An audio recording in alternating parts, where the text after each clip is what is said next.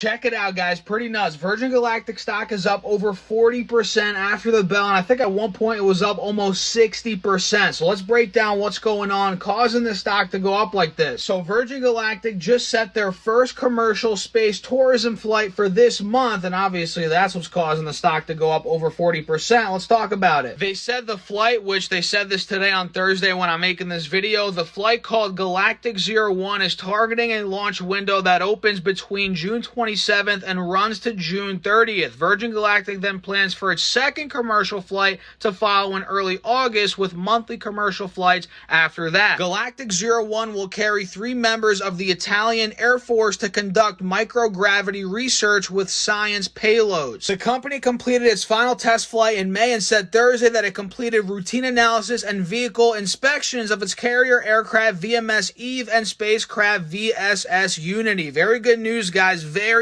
good news. And look, guys, they have 800 passengers in the backlog, and I think they're charging $250,000 per passenger. And I did the math before this video. That's $200 million of revenue in the backlog, guys. So let's see how it plays out. This is good news.